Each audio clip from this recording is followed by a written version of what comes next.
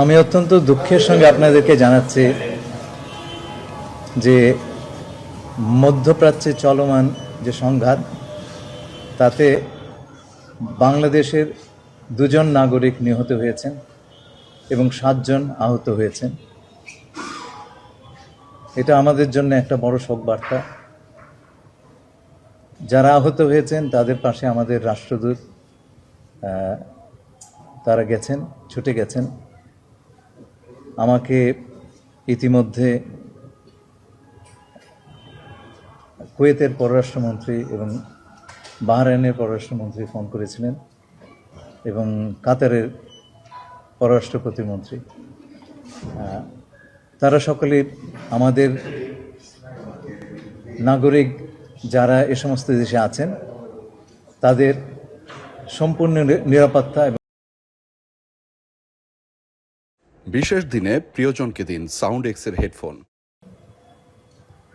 আমরা প্রথম থেকেই বলে এসেছি যে এই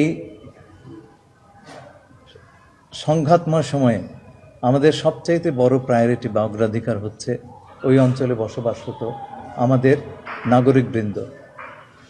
আমরা 1 ফেব্রুয়ারিতে যে প্রেস রিলিজটা দিয়েছিলাম সেটা আমরা শুরুই করেছিলাম আমাদের নাগরিকদের স্বার্থ সমুন্নত রেখে। আমাদের নাগরিকরা তারা আক্রান্ত হলে সেটা কাতারের ব্যারারের পাশে হলে এপাশে হোক বা কাতারে গিয়ে হোক, আমরা তাদের পাশে দাঁড়াবো। আমাদের সবচাইতে বড় জাতীয় স্বার্থ হচ্ছে আমাদের জনগণ। আমরা আশা করি যে এই সংঘাতে আর কোনো বাংলাদেশের প্রাণহানি ঘটবে না কিংবা আর কেউ আহত হবেন না, কিন্তু সেরকম অবস্থা হলে আমাদের যা যা কর্তব্য তা সকলে আমরা পালন করব। একই সঙ্গে অনেকে বিদেশে কাজ করবার জন্যে যাওয়ার প্রস্তুতি নিয়েছিলেন, তারা আটকে পড়েছেন। মায়ের মমতা মেঘুচি, মমতা আটা ময়দা সুচি,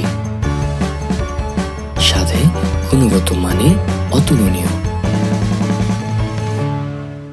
বিমান চলাচল মন্ত্রণালয়ের প্রতিমন্ত্রী মহোদয় এই বৈঠকে যোগদান করেছিলেন এবং আমাদের ঊর্ধ্বতন কর্মকর্তাবৃন্দ ছিলেন, সেই সঙ্গে আমাদের প্রতিমন্ত্রী এবং মাননীয় প্রধানমন্ত্রীর পররাষ্ট্র বিষয়ক উপদেষ্টা তিনি উপস্থিত ছিলেন।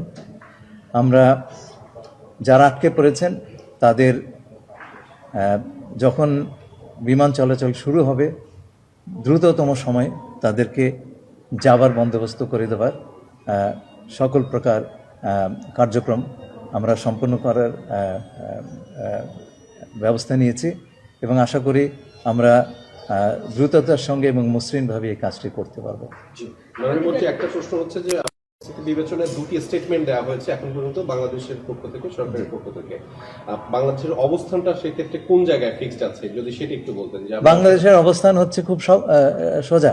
প্রথম কথা হচ্ছে যে আমরা আমাদের জনগণ যারা আমাদের নাগরিক যারা ওই অঞ্চলে আছেন তাদের স্বার্থ রক্ষা 1 নম্বর কথা। আর আমরা মনে করি না যুদ্ধ বা সংঘাত কোনো সমাধান।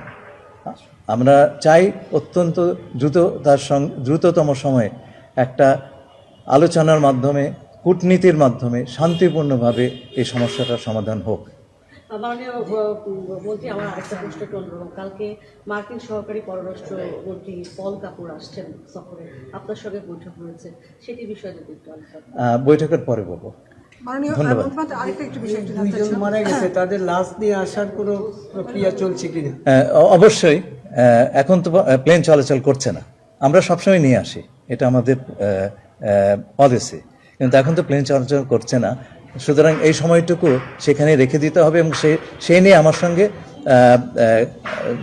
সেই দেশের মন্ত্রীদের সঙ্গে কথা হয়েছে, তারা সমস্ত ব্যবস্থা করছেন। মাননীয় মন্ত্রী, একটা বিষয় একটু জানতে চাইছিলাম, ইরানে যুক্তরাষ্ট্র এবং ইসরায়েলি যে হামলা হচ্ছে সেই বিষয়ে বাংলাদেশের অবস্থানটা কি?